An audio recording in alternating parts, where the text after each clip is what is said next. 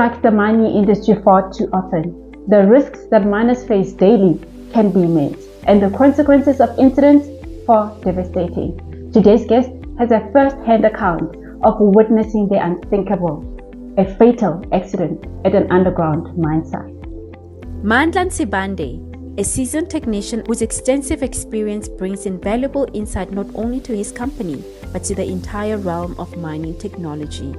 With a strong foundation in electrical engineering, Mandla has risen through the ranks, serving as an artisan, master artisan, and technician across various mining operations. In 2008, early in his career, he witnessed a fatal accident that impacted his approach to work and his understanding of the critical importance of safety in mining operations. Today, he will share his insights drawn from that pivotal moment, the impact it had on his professional journey, and the lessons he believes are crucial for everyone in the mining sector. Mandla, welcome and thank you so much for joining us. Thank you. Thank you so much to have me. Look, I know reliving such an experience can be very tough, but thank you for your willingness to come and share this incident with us. Pleasure. Look, let's start with your start of your career in mining. Where did it all start? Actually, I started a mining career around 2007. Yeah. I was coming from a different background, which was totally different from mining, which was the locomotive industry, and Spornet or Transnet. So I moved to a mining industry. That was 2007. So it was the first time ever working in a mining environment. All right.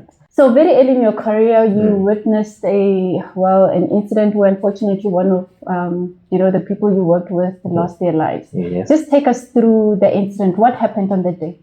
Oh, actually, I remember it. I was coming. It was my first leave. Actually, it was my first day coming from leave. So I thought maybe that day it would be an easy day like normal. So.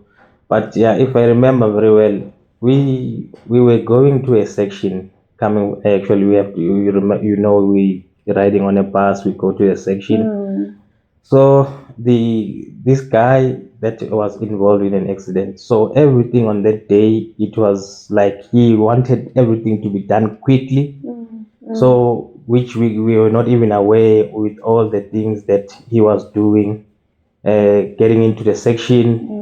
We normally have a box talk, where we talk what we're gonna do today and all those things. But that day, he wanted everyone to leave everything and get inside to start doing our job. So yeah, we couldn't see it coming. Why was it all done like that? But in a way, that's how it started. So was it strange at the time, or when you thought about it later on, no, it just didn't add up? After it had happened, so it all rang a bell that all along. So this was happening. So this was driving it to that incident. So yeah, but it started like that. So as we went in the section, so everybody started working normally. So you're in the section, you did your box talk, everyone goes into their machine as normal. What as normal, next? Yes. Yeah. As normal. So, because me, I like to stand next to this guy. That was because it was funny. It was someone who's got jokes. He used to tell jokes, but normally when you are inside the face, it's hot. It's hot time. It's hot. So round about that, I think I took a box. I sat next to him. So when you sitting there, suddenly you end up sleeping next to him. Yeah. So I just took a nap from there. While I was sleeping there, it was like a vision or a dream, sort of like, whereby I saw two people dressed with long, dressed white in white, but I couldn't see the faces, and giants guys. Then they said to me that what was surprisingly, They called my name, said, Mandla, move here. So I didn't even ask who are they, what is happening. Misty, like I just took the box that I was sitting at, and I moved to the I think the next stick side there at the intersection. I just took my box and sat there without any questions and all that. But it didn't ring any bell. I thought maybe, oh, was I dreaming or what was happening? But then suddenly uh, this guy, he continued cutting, and what happened after that, there was an MCO driver that was calling me to come and help him while I was sitting there next to that stick site after moving from that spot. Yeah. So he called me. He said I must come and help him because he wanted to sweep. Normally, when they sweep, they need to pick up the cables from the floor, not to damage them. So I refused. So he pulled me numerous times to call me, actually to come and help him. I decided. I ended up going because now he was pulling me. Okay, I went there. So I think by the time that I left, I turned around the stick side there, the pillar. So what happened? I think it was loading a shuttle car. So after that shuttle car finished loading, so it pulled back going to the deep to deep there. And then what happened after that? There was while we picked up the cable, so there was like a big bang that happened there. So something like there were it was like an explosion. But then, to our surprise, we knew that there was no they were not blasting, so we thought maybe it's a cable that could be exploding. It was damaged anyway, but how? Because the shuttle car came out, or maybe he was tramming back, maybe something. But then, to our surprise, what happened? When this explosion happened, so there was a lot of coal dust coming out from the face, and suddenly it was quiet in the section. So everybody was like listening. What could actually happen? Is it the cable that was damaged or something? Then almost like a minute, everybody, no one said anything. Then after that, we decided, no man, that sound, the dust and everything. Then we started calling the guy, sticks. There was no response.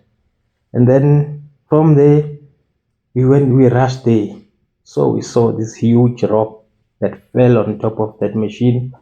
You couldn't even see it. It was covered with the rocks. It fell from the face, I think from 20 meters from the face towards where I was sitting at the time. So when that happened, we couldn't even see the light. Where was he? What happened to him? So we started calling the miner, gather everyone around to see what has just happened. But unfortunately, no one wanted to go in and check what was happening or what happened. Is he still alive or what? So I don't know where I got that.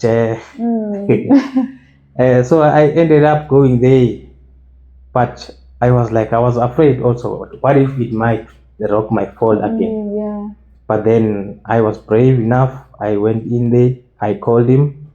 Sticks, I think I called him 3 times to see if he's gonna respond.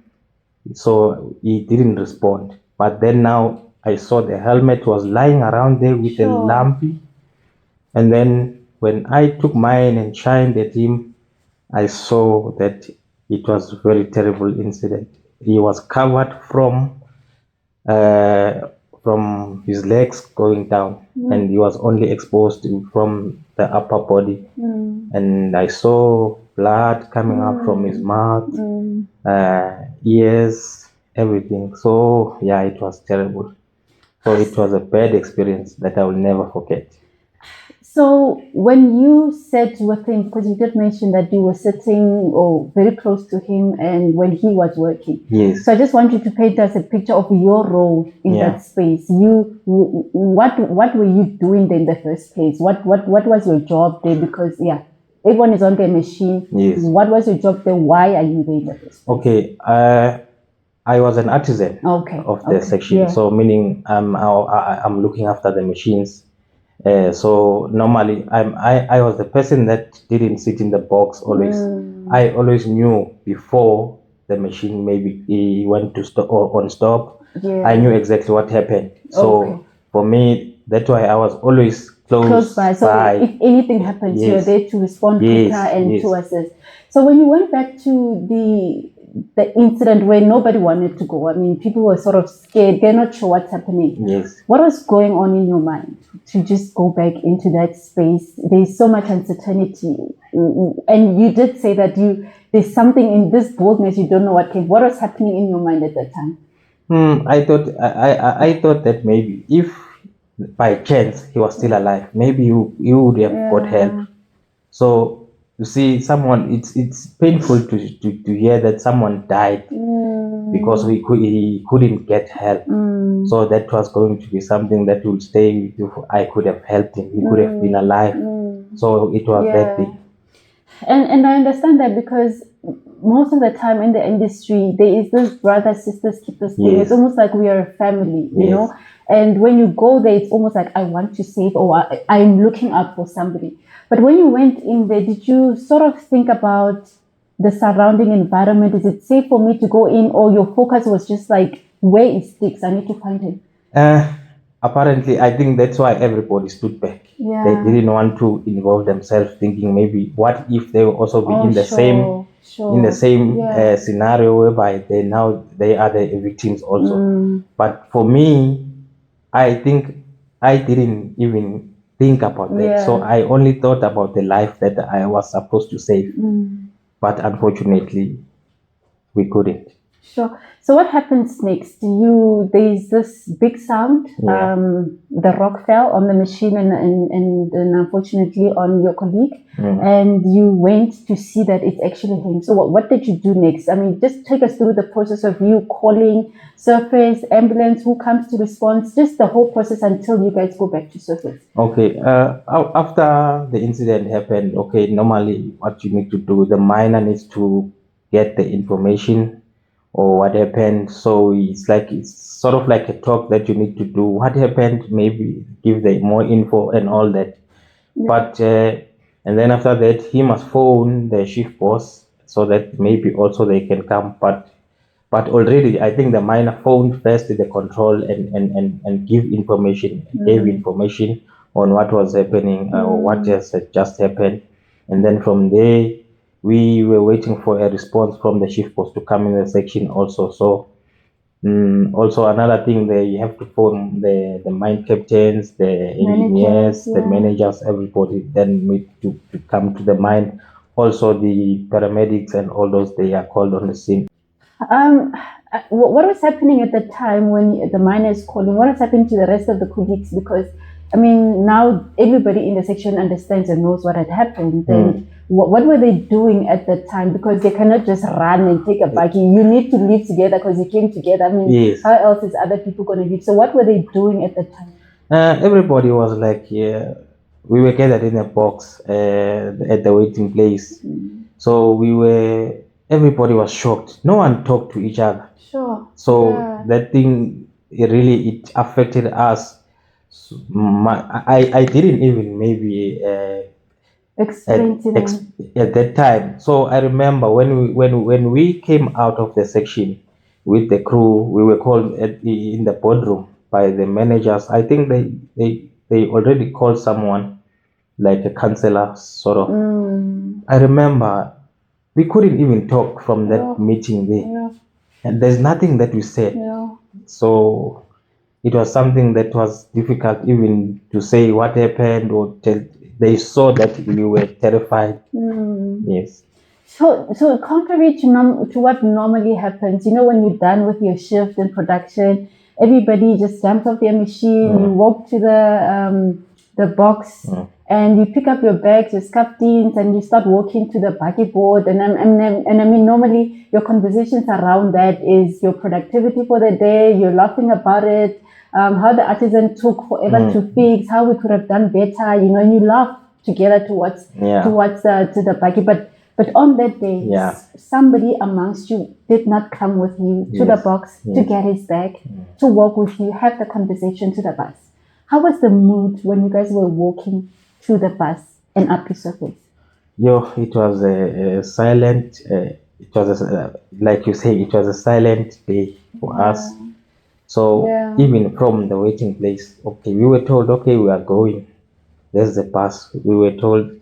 So we left the section. No one said anything to each other up until we got to our showers and everything. No one, even on the boardroom, like I said, there's nothing that anyone could say.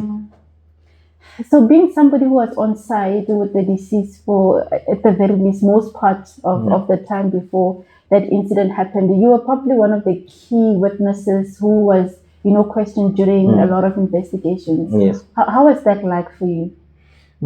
I think after a while, the more you talk about it, I think it's the more you are trying to heal from what happened and maybe speak about it, because when you come back into the very same area that something happened, it really it triggers you, whatever that happened there. For instance, there is a lady that we were working with that actually, but it was not in that section, so it was another section, but because of what happened, she that day she decided not to work underground. So that's how this thing actually is really a problem, not dealing with what has happened, so that you can maybe in the future can continue with your work. Did you also feel like quitting this underground work thing? It came to me, but then I thought, but this happens. Let me, because people, even before you hear stories that someone was killed by a shell car, someone was killed by this, but then you think that maybe it was something, because I've got this thing feeling that if it's not your day, it's not your day. Okay. So I thought the people that work for 20 years, 40 years, nothing happens to them. Sure. So also me, I shouldn't think negative about that, because I really loved mining. I loved mining, so it was the beginning of the career in mining. So I that maybe this will disturb me not to continue with this, to pursue this career. Were you part of the people who were in the inquiry and having to answer questions in front of the family? No, we were not involved in the inquiries. Hi there, I hope you're enjoying the conversation. If you have not yet subscribed, please do so by clicking on the subscribe button on your screen. And also, we love hearing from you. Drop us a comment and let's keep engaging. Enjoy the rest of the conversation. Sometimes we wish you could just sort of turn the hand of time, I mean, that incident happened few minutes after you had left. Yes. Did you ever feel like you could have done something to sort of save his life? You see, until something happens, then it is like, then you start having those regrets and all those things. I heard this voice, Mandla, live there, move. But that was the thing. I was like, if ever maybe I knew, or it came to me what was going to happen, maybe I could have said, let's move. You see, that's the thing. And generally after these kind of incidents, the mine is put on hold. Like the mine stops, investigations happened, and learnings are shared so that these kind of incidents don't repeat themselves. But I mean, after a while, work continues and you are back with the same team. How was the first day back at work with the whole team? How was the mood like? I mean, with one of you not being there anymore and you have to continue to almost do the same job? Actually, really, it affected the whole team, because remember, this guy was the key player for taking out call in the section. So then now, meaning they have to, this guy that was always number 2 of the CM operator. So now he was not used to operating the machine, meaning our production also will be affected until he gets until he's perfect in operating the machine. And also the fact that when you are in the section, you know that if there's someone like him, he will tell us jokes, he will laugh and all those things. He will cheer us up. So he was one of that guy that he would make us laugh with the jokes and all that. Then now you know that he's no more there. So it's become something that is really difficult for the team. That we used to talk, hey, we remember, hey, you could have said this, or you could have done this. Those things. How's this incident influenced your career? I mean, I know you still work underground, but I'm sure it's sort of changed something in how you execute your work to date. How's that impacted your career? From that day, Yeah. like I said before, that I used to be there, close to the CM operator. But from that day, so I come there in the section and do my inspections, and then I leave. Sure. So I think it caught me that way, that now I'm no more going to be Very the close. right hand of them, right close to them. I will just do my job there and leave. If ever there's something that they need from me, they will call me. So yeah, it really changed the way I used to think and see things. So after 2007, Yes, right? yes. You never sat close to a machine when people are working. It was 2007. The incident happened in 2008. Yes. So Then since then, yeah. So from there, actually, that's how I changed the way of doing things. When you speak of this story, you explain it so vividly, like it happened yesterday. So many years later, are you still traumatized? Actually, I still I wouldn't lie. I still see each and everything that happened on that very same day. It will never actually lose my mind thinking of it. That's why I always talk about it everywhere I go. Hey, this happened. And still, it's like with the way maybe I'm telling the story, it's like it's something that happened yesterday. Yeah. So yeah, it's something that will never actually come get off your mind. Sure.